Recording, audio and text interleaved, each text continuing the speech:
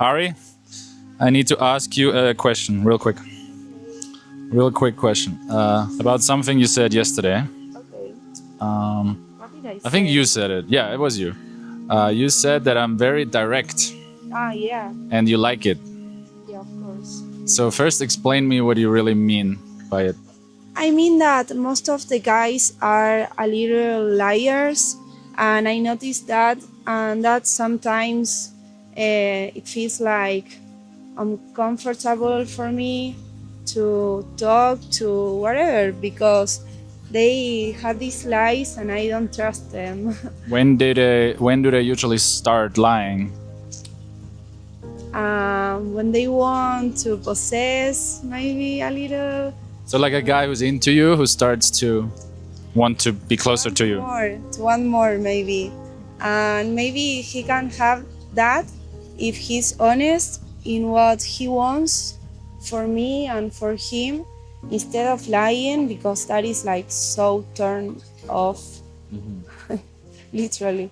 What's up, guys?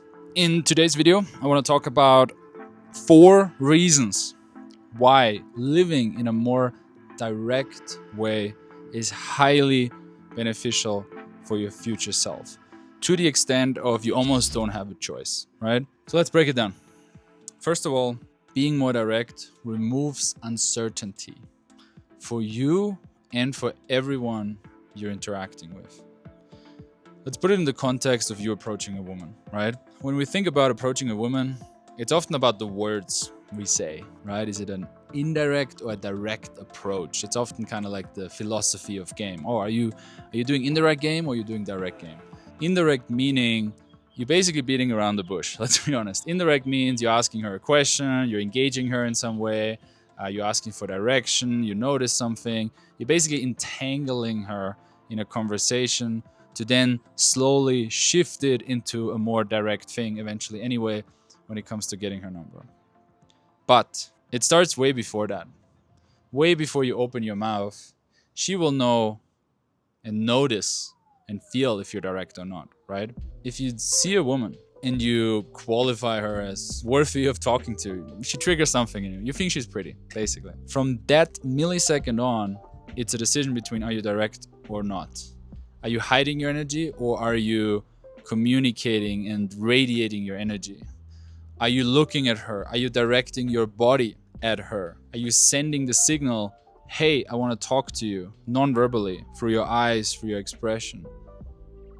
That already counts as direct. And then, of course, once you stand in front of her, are you going to use words like, hey, can you help me with this? Or do you know where's the next this or the metro station? Or are you using words like, I noticed you and you look beautiful.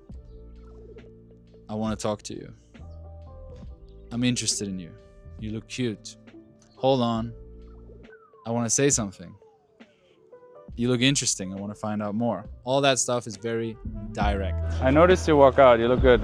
Thank you. Okay, you look very good. It's almost like you're going to a fashion show. You're very pretty. This can be so difficult because you're basically opening yourself up to being vulnerable. Because now it's not the sneaky, hey, can you help me with directions, which people, kind of like obliged to because it's just social contract to help someone with directions or the time or anything like that, logistics. But it's not a social contract you're needing to talk to someone who is sexually interested in them.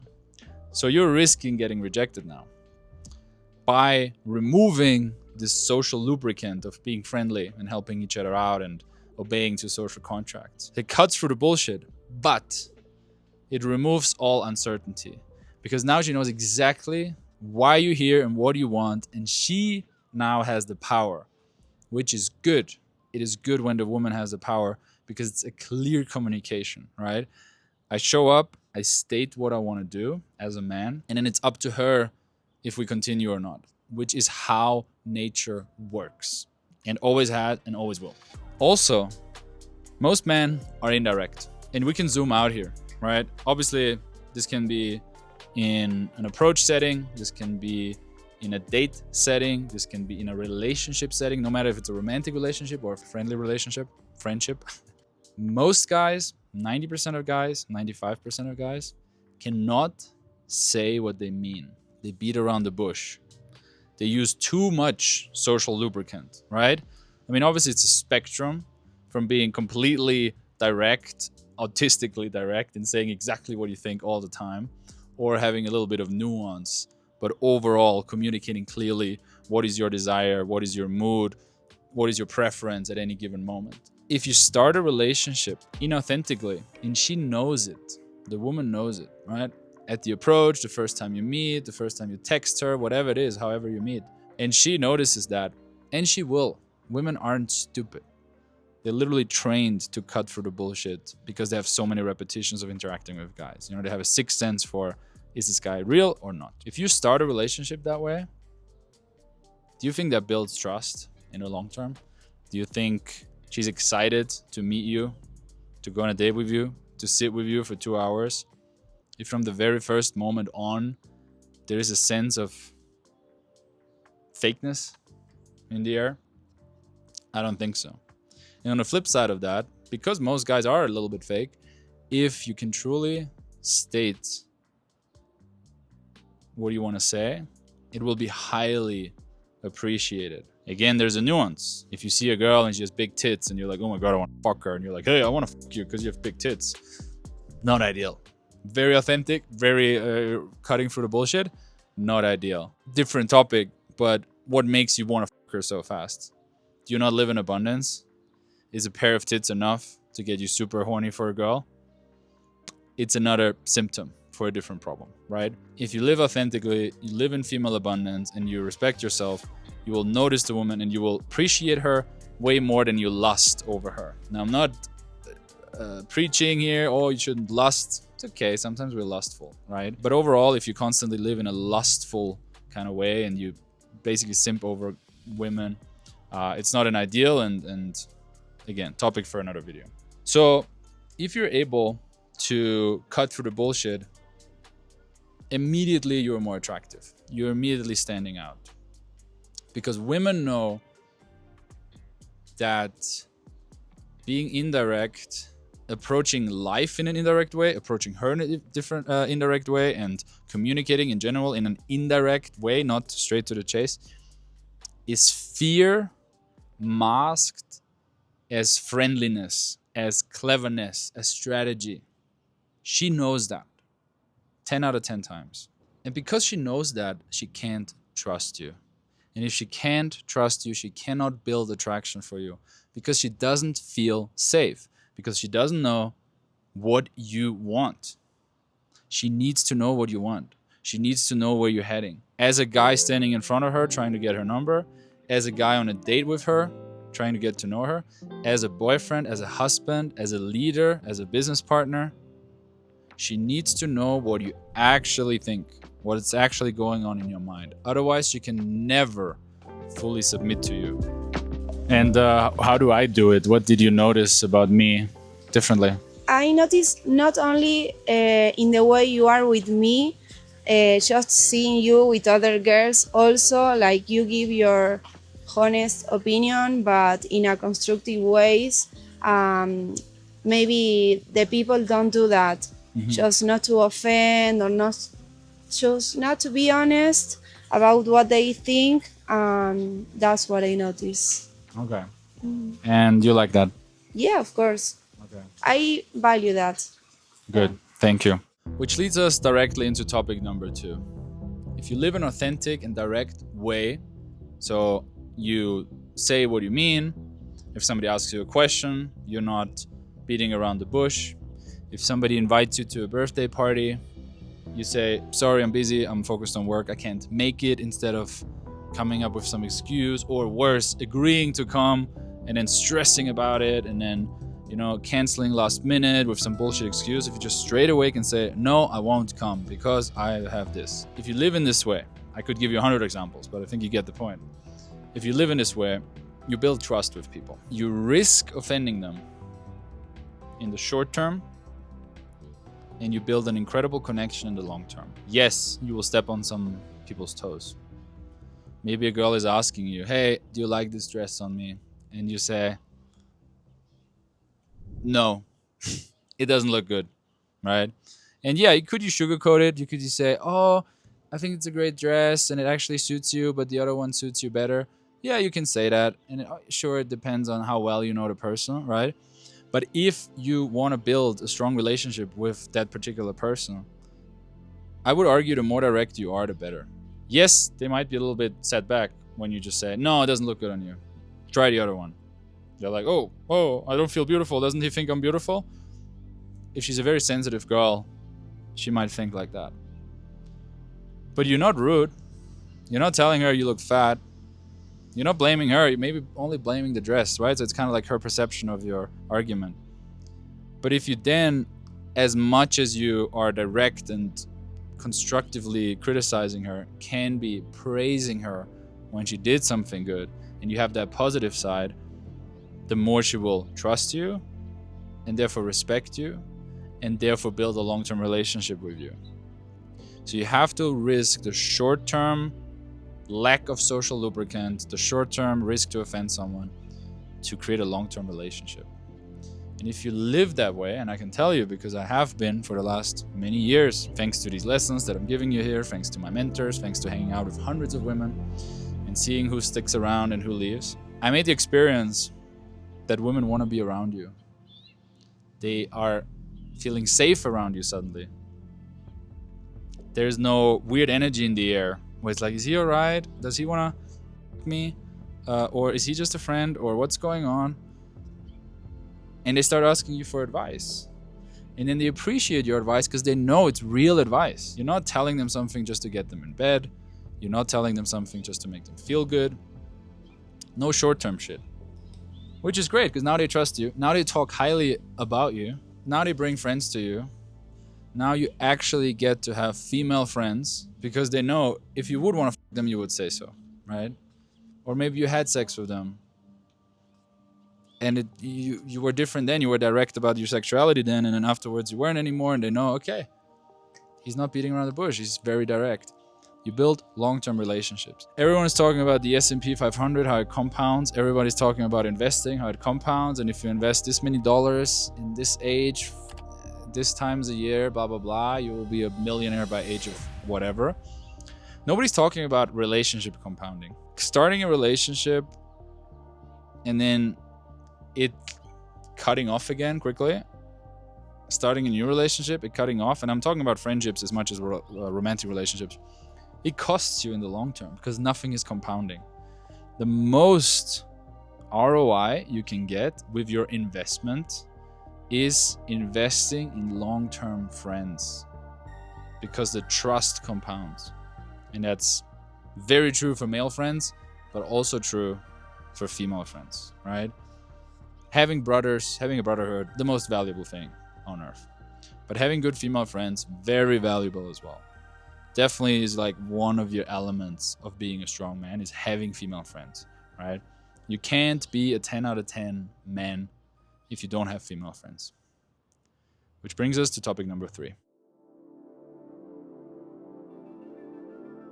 So I just talked about being a 10 out of 10 man, right? Being a high value man. That term gets thrown around a lot these days. What does it mean to be high value? Well, let's look at what it means to be low value.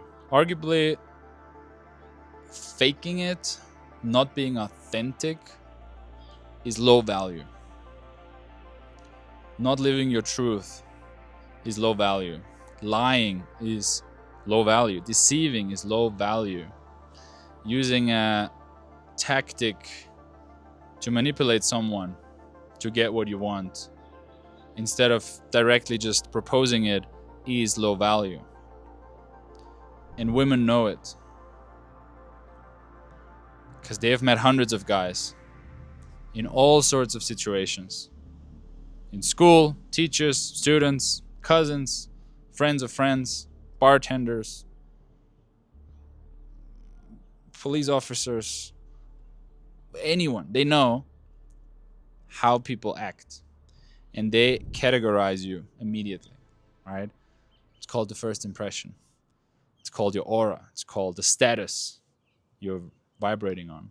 You're exposing yourself as low value by not living authentically. And quite frankly, if you use any hacks or tricks to get laid, you're limiting yourself because you're not seducing anyone.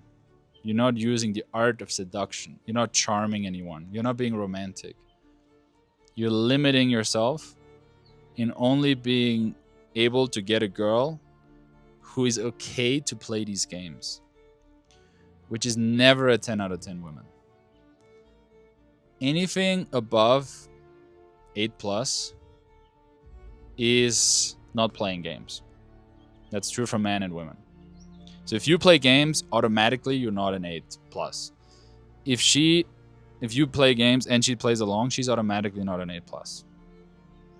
Energetically, usually also beauty-wise, her status in society, the level of how interesting she is, how fun she's around to be with, you're massively limiting yourself.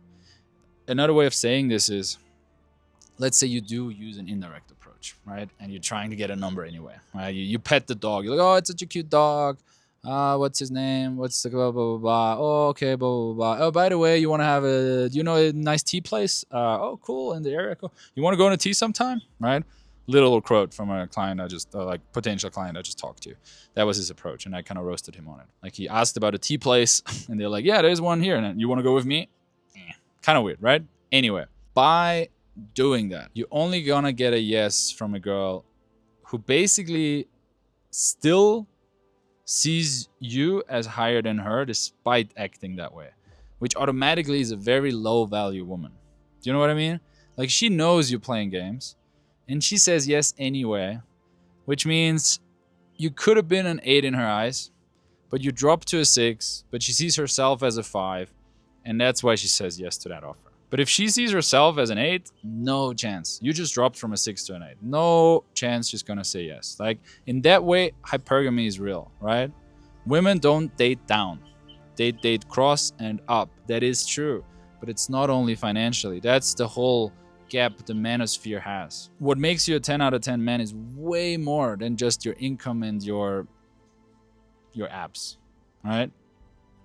It's how you come across. Being indirect is like those training wheels on bikes. I remember I was 4 years old or something. My dad bought me a bike. I couldn't ride it. He put training wheels on so I don't fall on my face for the 5th time in a row. And then he let me use them for a day, and then he took them off. And then a week later, I was able to ride a bike. This is indirect approaching. If you're completely full of fear, but you're generally a cool guy, right?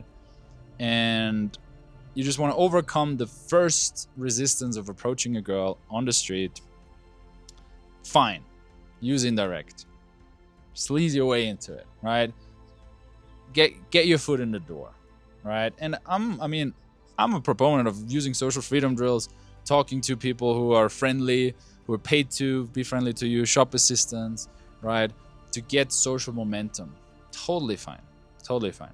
But don't use it as your main seduction method. Eventually, you want to take the training wheels off and you want to live in an authentic way. Not to get laid like a squirrel who finds a nut sometime, but because life is better lived authentically. Because you want to live life in a way where you actually respect yourself. And that's topic number 4.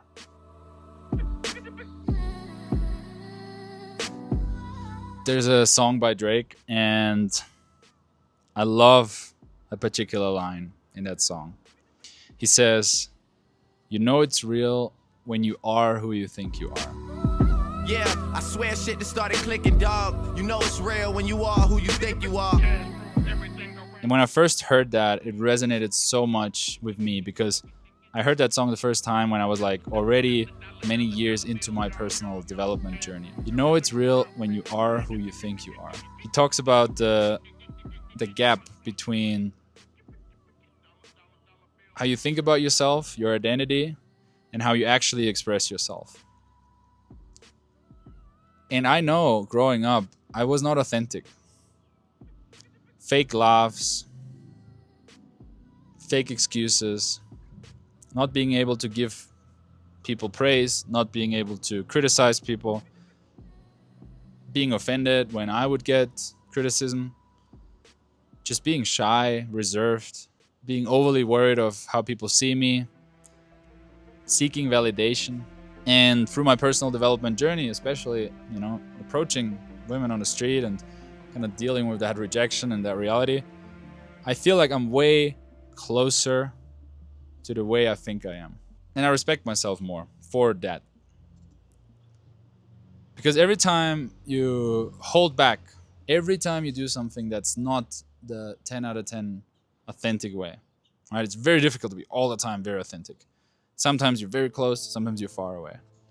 Every time you're far away from it, you're putting another block on that fake identity that you're building. You know what I mean? Like, you can see it as like there's your true authentic self somewhere deep inside you.